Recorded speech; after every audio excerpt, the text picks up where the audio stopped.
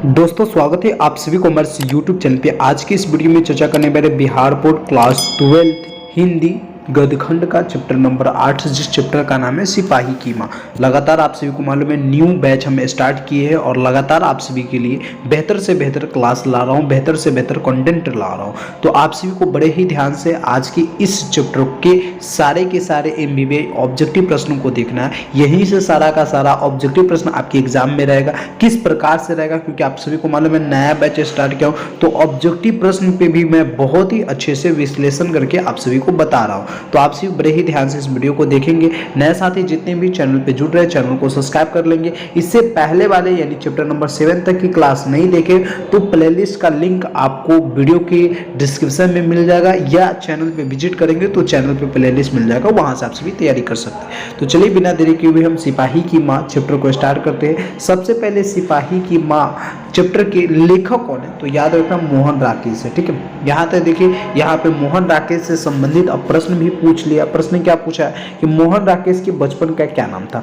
आप सभी को मालूम है बचपन में हमें अनेक नाम से बुलाया जाते, इसी प्रकार से मोहन राकेश को बचपन का क्या नाम था। मदन मोहन गुगलानी या कृष्ण मोहन मुगलानी, या यहाँ पे कर मुगलानी, यहाँ पे गुगलानी नहीं, राधा कृष्ण मुगलानी या रामकृष्ण मुगलानी। तो मोहन राकेश की बचपन का नाम यदि आप सभी से कभी भी पूछे तो याद रखना मदन मोहन मुगलानी उनके बचपन का नाम था। करेक्ट आंसर आपका ए हो जाएगी। दूसरा नाम प्रश्न के कारण मुन्नी कौन थी। मुन्नी कौन थी, काफी विवेक क्वेश्चन कह रहा है।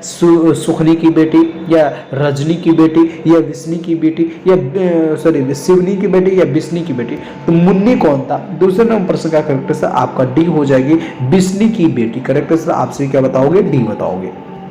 अगला प्रश्न है यहाँ पे तीसरा नंबर प्रश्न कह रहा है सिपाही की माँ एकांकी की कथा वस्तु है। देखिए सबसे पहले यहाँ से एक प्रश्न और निकल रहा है। क्या निकल रहा है, तो पूछा जाता है आपसे कि वो जो सिपाही की माँ गद की कौन सी विधा, यानी ये तो गद है आप सभी को मालूम है। ठीक है, क्योंकि पदखंड नहीं, पद मतलब कविता उविता आता है इसके अंतर्गत। गद में कहानी, एकांकी, निबंध, ये सारा सब चीज आता है। तो पूछेगा आपसे ऑब्जेक्टिव में एक प्रश्न पूछा जाएगा कि सिपाही की माँ गद की कौन सी विधा है। तो याद रखना ये एकांकी है। क्या बताओगे, एकांकी। यहाँ पे प्रश्न अब देखिए, इस प्रश्न को समझिए। हम प्रश्न कह रहा है कि सिपाही की माँ एकांकी की कथा वस्तु है निम्न, यानी सिपाही की माँ एकांकी में जो कथा कहा गया, जो कहानी बताया गया, यह किस वर्ग के बारे में बताया गया। निम्न मध्यम वर्ग या उच्च वर्ग या उच्च मध्यम वर्ग या निम्न वर्ग। तो आपके तीसरे नंबर प्रश्न का करेक्ट आंसर क्या हो जाएगी, तीसरे नंबर प्रश्न का करेक्ट आंसर आपका ए हो जाएगी, निम्न मध्यम वर्ग। ठीक है, करेक्ट आंसर आप सभी ए बताओगे। अगला प्रश्न देखिए, यहाँ पे चौथा नंबर प्रश्न कह रहा है। चौथा नंबर प्रश्न कह रहा है सिपाही की माँ एकांकी की बिस्नी चारपाई के पास मोढ़े पर बैठ क्या करती दिखाई देती है। सूत काटती हुई, स्वेटर बुनती हुई, चटाई बुनती हुई या चावल चुनती हुई। जब आप इस चैप्टर को पढ़ेंगे तो आपको बड़े ही आसान तरीके से बताया जाता है कि सिपाही की माँ एकांकी में जो बिस्नी है ये चरपाई के पास मोढ़े पर बैठकर क्या करती दिखाई देती है। तो चौथे नंबर प्रश्न का एकदम करेक्ट आंसर हो जाएगा सूत काट रही होती है। ठीक है, तो सूत काटती दिखाई देती है। करेक्ट आंसर आपका ए हो जाएगी। यहाँ पे पांचवा नंबर प्रश्न क्या कह रहा है रंगून कहाँ है। नेपाल में पड़ता है, बर्मा में पड़ता है, जापान में पड़ता है या चीन में पड़ता है। यानी जो ये रंगून शहर है, यह शहर किस देश में पड़ता है। नेपाल में, बर्मा में, बर्मा मतलब म्यांमार याद रखना। ठीक है, जापान में या चीन में। तो आपकी यहाँ पे पांचवें नंबर प्रश्न का करेक्ट आंसर बी हो जाएगी, बर्मा यानी म्यांमार में पड़ता है रंगून। ठीक है, करेक्ट आंसर आपका बी हो जाएंगे। अगला प्रश्न देखिए, यहाँ पे प्रश्न कर रहा है 6 नंबर प्रश्न मोहन राकेश रचित नाटक संग्रह। मोहन राकेश द्वारा रचित जो नाटक संग्रह, उस नाटक संग्रह का क्या नाम है। उत्तर प्रदर्शी, पहला राजा, सत्य हरिश्चंद्र या आषाढ़ का एक दिन।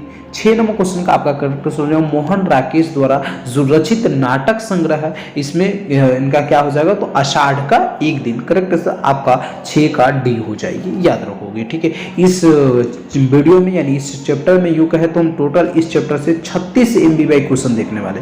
तो वीडियो थोड़ा सा लंबा हो सकता है क्योंकि हम समझाएंगे और एक एक प्रश्न को विस्तार रूप से, यानी आपको कोशिश करेंगे कि इसी क्लास में याद भी करवा दे। तो आप सिर्फ बस ध्यान से देखते रहिए क्लास को। ठीक है, 7 नंबर प्रश्न देखिए, 7 नंबर प्रश्न क्या कह रहा है सिपाही की माँ एकांकी के लेखक कौन है। यह प्रश्न इस प्रकार से भी पूछा जाता है कि सिपाही की माँ के रचनाकार कौन है। ऑप्शन नंबर रामधारी सिलिंकर बिल्कुल नहीं, अर्धनारीश्वर ने नामवर सिंह बिल्कुल नहीं हो जाएगा, यहाँ पे उदय प्रकाश बिल्कुल नहीं हो जाएगा, क्या हो जाएगा मोहन राकेश। सिपाही की माँ एकांकी के जो लेखक है यह कौन है, तो मोहन राकेश। करेक्ट सर आपसे क्या बताओगे, बी बताओगे। अगला प्रश्न देखिए, अगला प्रश्न यहाँ पे 8 नंबर क्वेश्चन कह रहा है बिस्नी किस एकांकी की पात्रा, बिस्नी किस एकांकी की पात्रा है, तो आप सभी को मालूम है सिपाही की माँ जो है यह एकांकी है और इसी सिपाही की माँ एकांकी में ही बिस्नी की चर्चा की गई है, तो ये बिस्नी क्या हो जाएगा, सिपाही की माँ की पात्रा है। करेक्ट सर आपसे भी डी बताओगे। यहाँ पर देखिए 9 नंबर प्रश्न कह रहा है मानक की माँ का क्या नाम है, कुंती नाम है, मुन्नी नाम है, बिस्नी नाम है, इनमें से कोई नहीं। 9 नंबर प्रश्न लाजवाब क्वेश्चन। तो मानक की जो माँ का नाम है ये बिस्नी नाम है। करेक्ट सर आपका सी हो जाएगा। ठीक है, या पूछे अब प्रश्न पूछ सकता है कि मानक की माँ का क्या नाम है, तो बिस्नी। ठीक है, और ये प्रश्न बिस्नी के बेटे का क्या नाम है, मानक, बता सकते हो। इस प्रकार से भी क्वेश्चन रहेगा आपके। यहाँ पे देखिए प्रश्न कह रहा है मानक किस युद्ध में सिपाही के रूप में लड़ने वर्मा गया था। मानक जो है ये किस युद्ध में सिपाही के रूप में यानी एक सेना के रूप में लड़ने के लिए वर्मा यानी म्यांमार गया था, प्रथम विश्व युद्ध में, द्वितीय विश्व युद्ध में, कारगिल युद्ध में, या इनमें से कोई नहीं। 10 नंबर प्रश्न का आपका करेक्ट आंसर हो जाएगा बी, द्वितीय विश्व युद्ध में मानक एक सिपाही के रूप में लड़ने वर्मा यानी म्यांमार गया था। अगला प्रश्न देखिए, यहाँ पे 11 नंबर क्वेश्चन कह रहा है सिपाही की माँ एकांकी में किसकी कथा वस्तु प्रस्तुत की गई। सिपाही की माँ एकांकी में किसकी, हम वहां पे तो पढ़े कि किसकी कथा वस्तु प्रस्तुत की गई, तो वहां पे वर्ग पूछा था कि निम्न वर्ग या मध्यम वर्ग या क्या वर्ग पूछा था, तो वहां पे तो निम्न मध्य वर्ग की कथा है। लेकिन इसमें माँ बाप की कहानी कही गई है या बाप बेटा का कहा गया है या माँ या क्या करा है माँ बेटी की कहानी कही गई है, या इनमें से कोई नहीं। तो 11 नंबर क्वेश्चन का करेक्ट आंसर आपका क्या हो जाएगी, तो 11 का करेक्ट आंसर आपसे भी सी बताओगे। 11 नंबर क्वेश्चन का करेक्ट आंसर माँ बेटी की कहानी प्रस्तुत की गई, कथा वस्तु कही गई है, करेक्ट आंसर आपका सी हो जाएगी। यहाँ पे 12 नंबर प्रश्न के कारण मोहन राकेश किस पत्रिका के संपादक रहे। मोहन राकेश किस पत्रिका के संपादन की है। ऑप्शन ए में कह रहा है सारिका, सही है। ऑप्शन बी में कह रहा है सरिता, बिल्कुल नहीं। समसारिका, बिल्कुल नहीं। करेक्ट आंसर आपका इनमें से कोई होगा नहीं, तो इसलिए करेक्ट आंसर आपका क्या हो जाएगा, मोहन राकेश किस पत्रिका का संपादक रहे हैं, तो सारिका याद रखना। ठीक है, सारिका गर्ल्स का नाम भी होता है, बहुत बेहतर नाम होता है, और हमारी क्लासमेट के एक नाम था सारिका, जिससे बहुत बेहतर दोस्ती हमारा है। ठीक है, करेक्ट आंसर आपका ये मैं अपना बात बताने लगा, करेक्ट आंसर ये हो जाएगी। चलो अगला प्रश्न देखो, यहाँ पे कह रहा है मुन्नी डाक गाड़ी के पीछे क्यों जाती है। मुन्नी जो है यह डाक गाड़ी के पीछे क्यों जाती है। राशन के लिए जाती है, पेंशन के लिए जाती है, चिट्ठी के लिए जाती है, या किसी अन्य कार्य के लिए जाती है। तो 13 नंबर प्रश्न का करेक्ट आंसर हो जाएगा मुन्नी जो है यह डाक गाड़ी के पीछे इसलिए जाती है, चिट्ठी के लिए जाती है। किस लिए जाती है, चिट्ठी लेने के लिए जाती है। करेक्ट आंसर आपका सी हो जाएगी। बहुत ही लाजवाब क्वेश्चन। यहाँ पे देखिए 14 नंबर प्रश्न देखिए, बहुत अच्छे से मैं आप सभी को पढ़ा रहा हूँ। ठीक है, इसलिए जितने भी क्लास में दे चुका हूँ, यानी इससे पहले वाले चैप्टर नहीं देखे तो आपसे अच्छे से देखिएगा, और आने वाले भी चैप्टर की तैयारी आपसे भी हमारे साथ मिलकर कीजिए। मैं गारंटी दिलाता हूँ हिंदी के 100 मार्क्स आपका कोई नहीं रोकेगा। ठीक है, 100 मार्क्स एकदम 100% बेहतर करवा कर दूंगा। ठीक है, 14 नंबर प्रश्न ये कह रहा है नाटक के क्षेत्र में जयशंकर प्रसाद के बाद की सबसे बड़ी प्रतिभा कौन माने जाते हैं। चंद्रशर्मा गुलेरी, बालकृष्ण भट्ट, जयप्रकाश नारायण, मोहन राकेश। 14 नंबर क्वेश्चन का आपका करेक्ट आंसर क्या हो जाएगी, डी हो जाएगी। मोहन राकेश नाटक के क्षेत्र में जयशंकर प्रसाद के बाद जो सबसे बड़ी प्रतिभा माने जाते हैं यह मोहन राकेश को माना जाता है। सबसे पहला माना जाता है तो जयशंकर प्रसाद को नाटक के क्षेत्र में। ठीक है, उसके बाद मोहन राकेश को। ठीक है, यहाँ पे प्रश्न में भी वही दिया है कि नाटक के क्षेत्र में जयशंकर प्रसाद के बाद की सबसे बड़ी प्रतिभा कौन माने जाते हैं, तो मोहन राकेश माने जाते हैं। प्रश्न 15 नंबर प्रश्न कह रहा है सिपाही की मां शीर्षक पाठ में हड्डियों का चलता फिरता ढांचा कौन है। सिपाही की मां शीर्षक पाठ में हड्डियों का चलता फिरता तो ढांचा यह कौन है, पलटू राम है, दीनू कुम्हार है, सियाराम मूची है, या पंडित दीनानाथ है। काफी वीवीआई क्वेश्चन है, आपके एग्जाम में बहुत बार प्रश्न पूछा जाता है। ठीक है, तो आपसे भी 15 नंबर प्रश्न का करेक्ट आंसर क्या बताओगे, करेक्ट आंसर आपका दीनू कुम्हार है। कौन है, तो सिपाही की मां शीर्षक पाठ में हड्डियों का चलता फिरता जो ढांचा यह कौन है, तो दीनू कुम्हार को कहा जाता है। ठीक है, जब हम चैप्टर पढ़ते हैं तो बड़ा मजा आता है इस चैप्टर को पढ़ने में। करेक्ट आंसर आपका क्या हो जाएगी, बी हो जाएगी। अगला प्रश्न देखिए, यहाँ पे प्रश्न 16 नंबर प्रश्न कह रहा है कि ईसाई लड़कियां बिस्नी के घर आकर क्या मांगती है। ईसाई जो यानी ईसाई आप सभी को मालूम है। देखिए एक हिंदू धर्म होता है, इस्लाम धर्म होता है, इसी प्रकार से ईसाई भी धर्म होता है, जैन धर्म होता है, बौद्ध धर्म होता है। तो इसी प्रकार से ईसाई लड़कियां बिस्नी के घर आकर क्या मांगती है? रुपए मांगती है, चावल दाल मांगती है, कपड़े मांगते हैं, या इनमें से कोई नहीं। तो आपके 16 नंबर क्वेश्चन का करेक्ट आंसर क्या हो जाएगी? बी हो जाएगी। सिपाही यानी जो इस सिपाही की मां में बिस्नी है, बिस्नी के घर आकर ईसाई जो लड़कियां हैं ये चावल दाल मांगती है। करेक्ट आंसर आपका बी हो जाएगी। प्रश्न 17 नंबर प्रश्न कह रहा है 13 दिनों तक हम लोग भूखे प्यासे जंगली रास्ते में चलते रहे, यह किसने कहा? 13 दिनों तक हम लोग जंगल में भूखे प्यासे चलते रहे, ठीक है, भूखे प्यासे चलते रहे, ऐसा किसने कहा था? कुंती ने कहा था, चौधरी ने कहा था, ईसाई लड़की ने कहा था, या दीनू ने कहा था? देखिए लाजवाब क्वेश्चन है, यहीं पे आपको आंसर मिल जाएगा। यदि आप इस प्रश्न को थोड़ा सा अच्छे से पढ़ेंगे तो यहीं से आंसर मिलता है। ईसाई लड़कियां बिस्नी के घर आकर क्या मांगते? तो चावल दाल मांगते। मतलब 13 दिन तक कौन जंगल में भूखे प्यासे चले? तो ईसाई लड़कियां, ठीक है। तो करेक्ट आंसर क्या हो जाएगा? ईसाई लड़की। करेक्ट आंसर आपका सी हो जाएगी। थोड़ा सा अगर प्रश्न पे ध्यान दोगे आंसर अपने आप आपको पकड़ा जाएगा। देखिए प्रश्नों की संख्या खूब ज्यादा आपके एग्जाम में रहता है, ठीक है, और एक प्रश्न को कई तरीके से पूछा जाएगा, लेकिन यदि आंसर याद रहेगा साथ में क्वेश्चन भी याद रहेगा तब जाकर आप बहुत बेहतर प्रदर्शन कर सकते हो। यहाँ पे 18 नंबर प्रश्न कह रहा है मोहन राकेश किस आंदोलन के प्रमुख हत्याक्षर थे? मोहन राकेश किस आंदोलन के प्रमुख हत्याक्षर थे? नई कहानी आंदोलन के, कविता आंदोलन के, स्वाधीनता आंदोलन के, समाज सुधार आंदोलन के। बहुत ही विवेक क्वेश्चन काफी बार एग्जाम में पूछा जाता है, आपके भी एग्जाम में पूछा जा सकता है। 18 नंबर प्रश्न का आपका करेक्ट आंसर हो जाएगा नई कहानी आंदोलन के। क्या बताओगे? नई कहानी आंदोलन के बताओगे। करेक्ट आंसर आपका ए हो जाएगी। प्रश्न यहाँ पे 19 नंबर प्रश्न है निम्नलिखित में से कौन सी रचना मोहन राकेश की, निम्नलिखित में से कौन सी ऐसी रचना है जो मोहन राकेश द्वारा रचित है? रसातल यात्रा 19 नंबर प्रश्न में कह रहा है, बिल्कुल नहीं। ऑप्शन बी में सुखमय जीवन, बिल्कुल। हाड़े को हरिनाम, बिल्कुल नहीं। क्या हो जाएगा? न आने वाला जो कल है, यह रचना मोहन राकेश की है। 19 नंबर प्रश्न का आपका करेक्ट आंसर सी हो जाएगी। 20 नंबर प्रश्न क्या कह रहा है किसकी माँ पागल हो गई है? किसकी माँ जो है या पागल हो गई है? मानक की माँ पागल हो गई है, या सिपाही की माँ पागल हो गई है, ये चौधरी की मां पागल हो गई है, ये दीनू की मां पागल हो गई है? बहुत ही लाजवाब प्रश्न। तो किसकी मां पागल हो गई है? तो सिपाही की मां पागल हो गई है। करेक्ट आंसर आप सभी क्या बताओगे? बी बताओगे। अगला प्रश्न देखिए यहाँ पे कह रहा है 21 नंबर प्रश्न मुन्नी की उम्र कितनी हो गई है? मुन्नी की उम्र कितनी होगी? 10 वर्ष के है, 12 वर्ष के है, 14 वर्ष के या 16 वर्ष के? या आपके एग्जाम इस प्रकार से भी पूछ सकता है कि मुन्नी की उम्र कितनी है, ठीक है, इस प्रकार से भी आपके एग्जाम में प्रश्न रह सकता है। ऑप्शन ए में का 10 वर्ष, 12 वर्ष, 14 वर्ष, 16 वर्ष। तो आपके 21 नंबर प्रश्न का करेक्ट आंसर सी हो जाएगी 14। मुन्नी की उम्र कितनी हो गई है? तो 14 वर्ष हो गई है। करेक्ट आंसर आपसे सी बताओगे।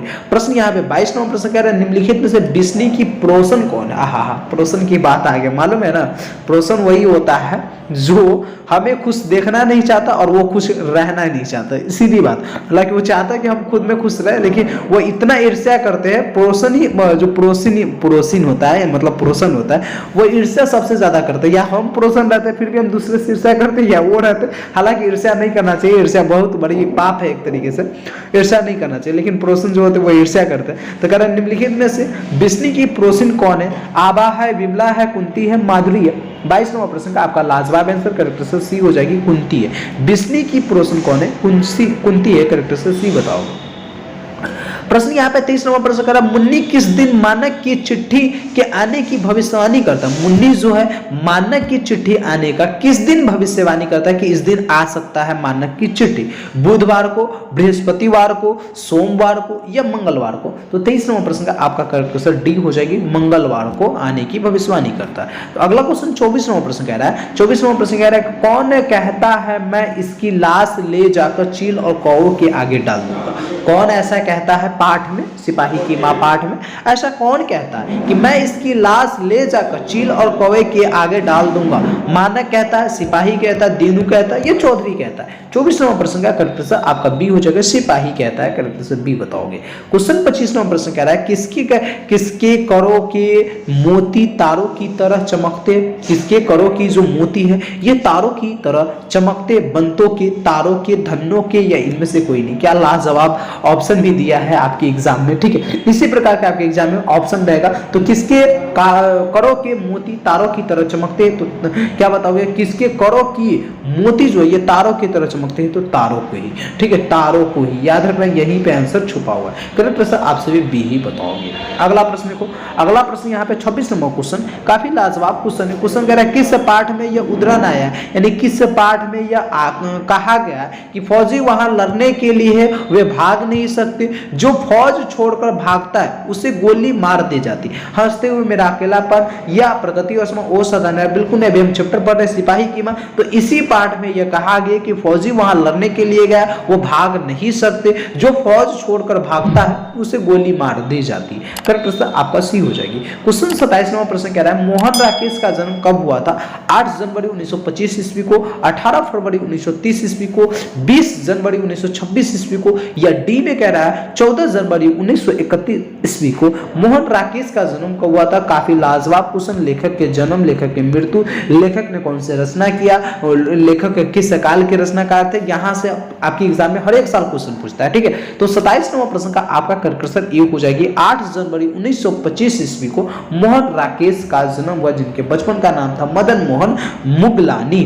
अगला क्वेश्चन देखो, यहाँ पे प्रश्न कह रहा है कि इनमें से कौन सी कृति मोहन राकेश की, इनमें से कौन सी कृति है जो मोहन राकेश द्वारा रचित है? जिंदगी मुस्कुराई, या जानवर और जानवर, कोशिका, घटवाड़, या बहती गंगा। 28 नंबर प्रश्न, लाजवाब क्वेश्चन। जब आप चैप्टर पढ़ते हैं तो पहले पेज में ही आपको आंसर देखने को मिलता है कि मोहन राकेश द्वारा जो रचित है यह जानवर और जानवर, करेक्ट आंसर बी हो जाएगी। क्वेश्चन 29 नंबर प्रश्न कह रहा है मोहन राकेश का जन्म कहाँ हुआ था?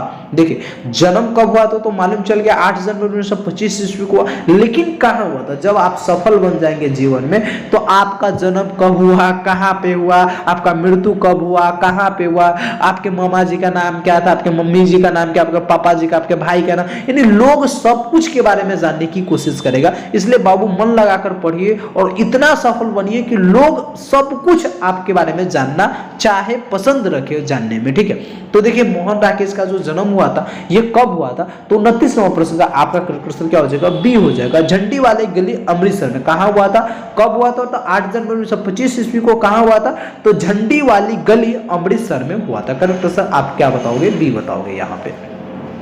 अगला प्रश्न के 30 नंबर प्रश्न कह रहा है सिपाही की मां किस एकांकी संग्रह से ली गई है?